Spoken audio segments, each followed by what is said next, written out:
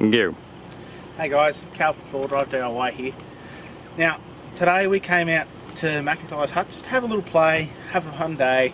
We weren't going to do any filming, and we got here and we found the hut is covered on the outside, the inside with graffiti, and there's rubbish everywhere. There's some people here before, they filled a box trailer with rubbish and took it away.